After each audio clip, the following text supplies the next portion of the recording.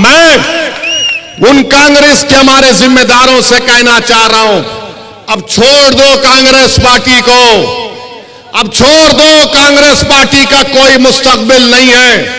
Congress party डूबती हुई नैया है।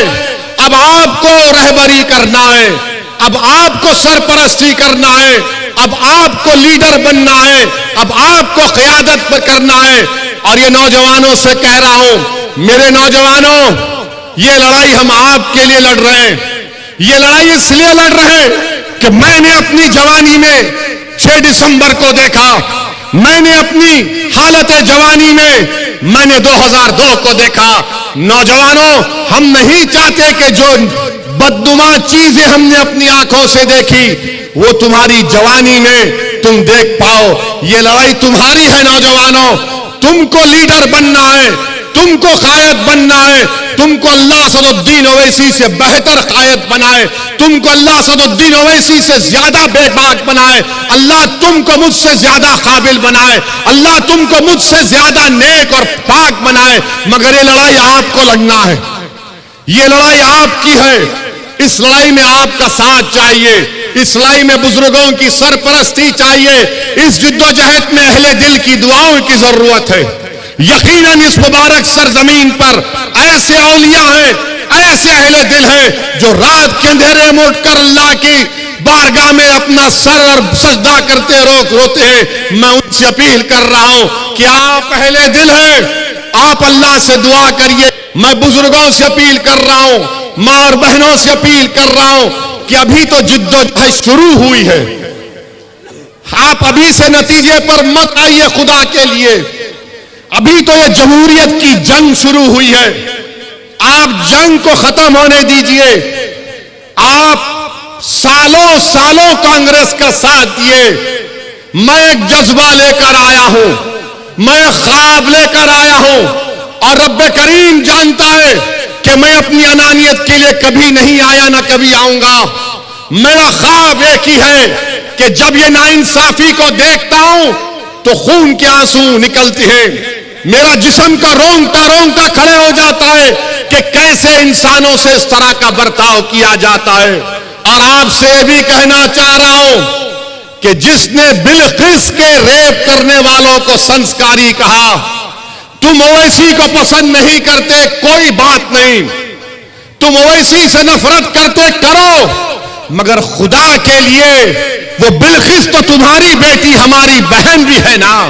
जिसने उसके रेप करने वालों को, उसकी इज्जत लूटने वालों को संस्कारी कहा, तो क्या आप में गीरत जागेगी या नहीं जागेगी?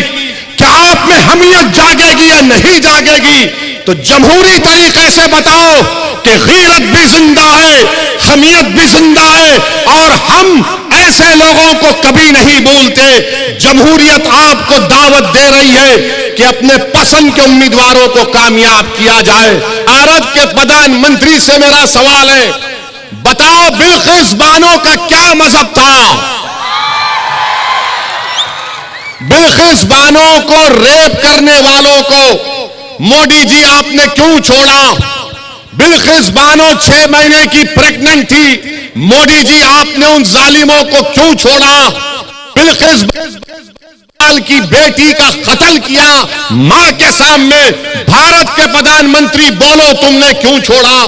बिलकिस बानो के साथ उसकी मां का रेप हुआ, कत्ल किया गया, उसके परिवार के 11 लोगों की हत्या की गई, बोलो मोदी जी आपने क्यों छोड़ा?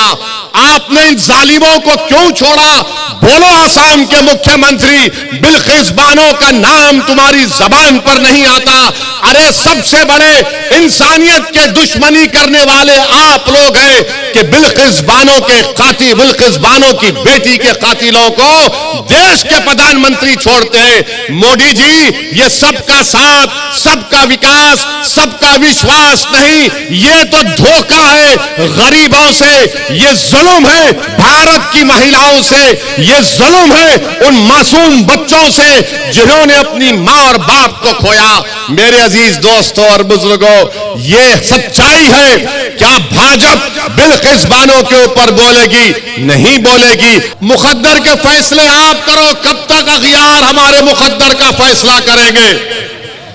तक जिनका हमसे कोई ताल्लुक नहीं है वो हमारे जिंदगियों का फैसला करेंगे। मैं कांग्रेस से सख्त नफरत करता हूं, बावजूद इसके कि कांग्रेस जिम्मेदार है बाबरी मस्जिद की शहादत की, बावजूद इसके कि कांग्रेस जिम्मेदार है 69 के फसाद की। अरे अगर आज इस देश में दलित, आदिवासी, मुसलमान कस्बा पुरसी के आलम में, तो सबसे बड़ी जिम्मेदारी कांग्रेस पर आयद होती है। मेरे अजीज दोस्तों, मेरी इज्जतदार मां और बहनों, कब तक हम कांग्रेस के पास जाकर भीख मांगेंगे कि हमको लीडर बनाओ? अरे आप आओ, ये आपकी पार्टी है। मजलिस आपके ख्वाबों को पूरा करेगी। मजलिस आपसे इंसाफ के लिए लड़ना चाहती है। इसीलिए मेरे अजीज दोस्तों और बुजुर्गों, हम आपसे अपील कर रहे हैं कि अपने वोट का सही इस्तेमाल करो। हां, कांग्रेस है, दिल्ली की छोटी रिचार्ज की पार्टी भी है और भाजपा भी है। तो दिल्ली की जो छोटी रिचार्ज है वो हमारे बच्चों के हाथ में झाड़ू देना चाहती है। कांग्रेस हमारे बच्चों के हाथ को खाली रखना चाहती है।